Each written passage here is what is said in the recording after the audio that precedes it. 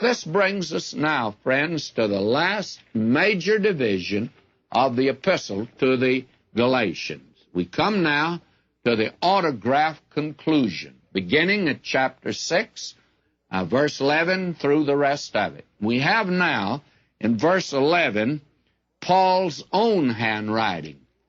And then we'll see Paul's own testimony.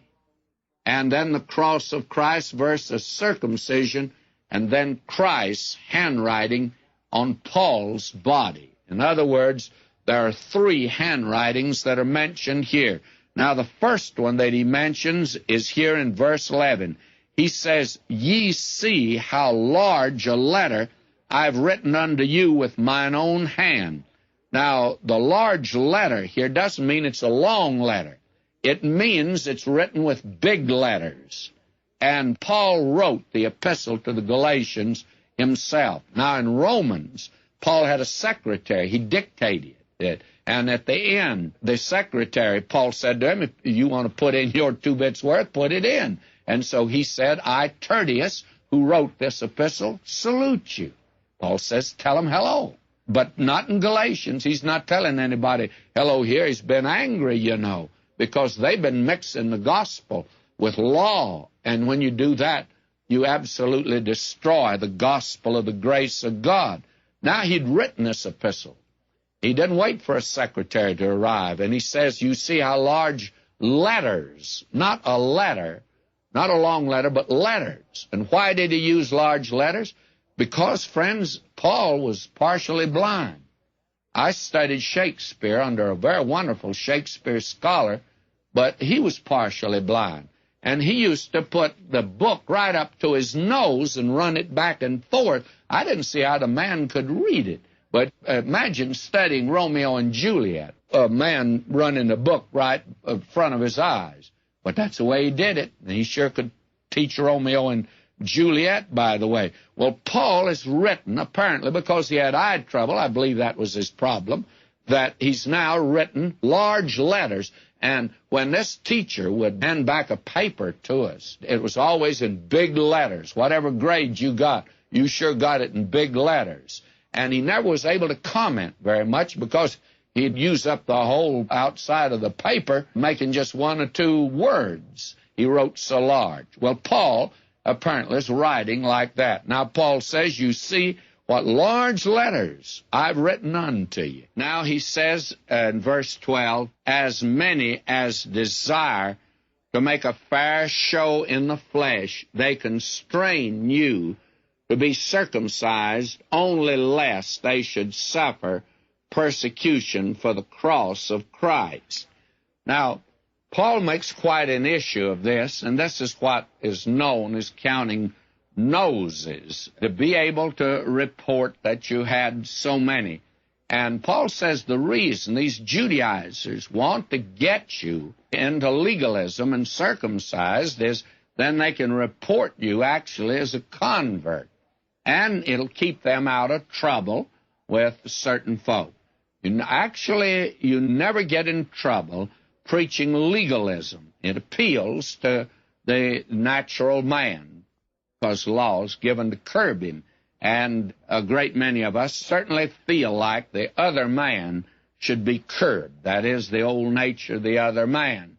I was talking to a man the other day in a public place, and there came by a boy in a hot rod, and he was driving about 75 miles an hour through a very dangerous intersection.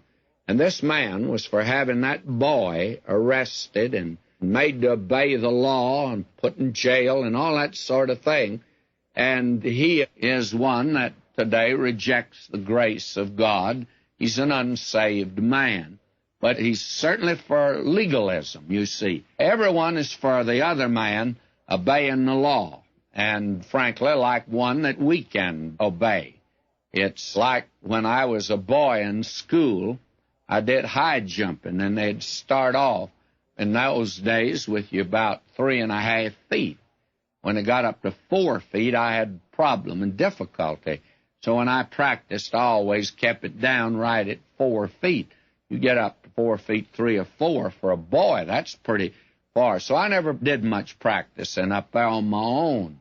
And that's the way most people are about legalism. They want to be able to clear the hurdle, and they don't want it to be too high for them. So they like that. Legalism is popular. The thing that makes you unpopular will be preaching the grace of God. It's the thing that the human heart finds repulsive, you see. It's the offense of the cross.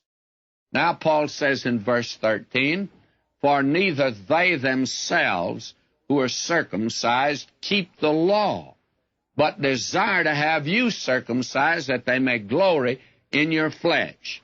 Now, the very interesting thing is that those who today claim they live by law are not actually living by law. I believe that the thing that has made more hypocrites than anything else are these people who tell you that they live by the Sermon on the Mount. And may I say, I know that to be true of the experiences that I've had in my ministry. And I can just cite one. I spoke many years ago at a luncheon at the Chamber of Commerce in Nashville, Tennessee, when I was pastor there. And one of my elders, a banker, was president of the Chamber of Commerce that year. And so he invited me, a young pastor, wasn't even married then, it was my first church, to come up and speak. Well, I got there a little early, and there was another man there up at the speaker's table, and he was an official in it. And I never heard a man curse as that man did. I tell you, he could swear more than any man, and I've heard some that were experts at it, by the way. But this man seemed to be the champion. And so finally, in our conversation, and I never attempted to say anything to him, he said to me, "By the way," he says, "what's your racket?" That was the way he asked it. And, well, I said, "I'm a preacher." And he looked at me in amazement. He said, "Are you the speaker today?" And I said, "Yes." And he began then to tread water fast. He said to me, he says, "Well, now I want you to know that we're glad to have you, and I want you to know I'm a Christian." Well, that was certainly new, because I'd never gathered it by the way he talked. And then he enlarged on it. He told me that he was a member. In fact, he was a member of a very fashionable church in Nashville, and he was one of the officers of the church. He was a prominent man. And believe me, he was telling me about the wonderful things that he did and all that sort of thing. And then he concluded this tirade of words by saying, "You know," he says, "the Sermon on the Mount," he says, "is my religion." Well, I said, "Fine." I said, "That's great." And I shook hands with him, and I said, "How you coming with it?" He looked at me rather puzzled. He said, "What do you mean by how am I coming with it?" Well, I said, "You say the Sermon on the Mount is your religion. I'd just like to know if you're living by it." Well, he says, "I try to live by it." Well, I said, "I know, but that's not what the Sermon on the Mount's all about. It puts down a pretty severe standard, and it hasn't anything in there about trying. You either do it or you don't do it. And now you say it's your religion, I assume you do it." "Oh, well," he said, "I certainly try." And then I began to push him a little. I said, "Well, do you keep it?" And he said, "Well, I guess I do." Well, I said, "Let's see if you do." I said, "The Lord Jesus said that if you're angry with your brother, you're guilty of murder. How do you make out on that one?"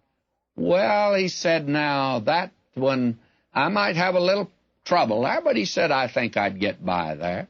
Well, I said, "Let's try the other one that he lifted to the nth degree." He said, "If you so much as look upon a woman to lust after, you're guilty of adultery." I said, "How about that one?" "Oh," he said, "that one would get me." Well, I said, "I thought it would. But is the Sermon then on the Mount your religion? I'd just like to know." "Oh, I try to." I said, "Look, you're not keeping it. If I were you, I'd change my religion and get one that I could, do something with it." You see what he was, actually. He was a hypocrite. He was around telling everybody the Sermon on the Mount is his religion. He was breaking it at every turn. I'm of the opinion that it also says something about God's name being holy. And blessed are the pure in heart. Believe me, that man wouldn't get anywhere living by the Sermon on the Mount. You see, he needed the grace of God.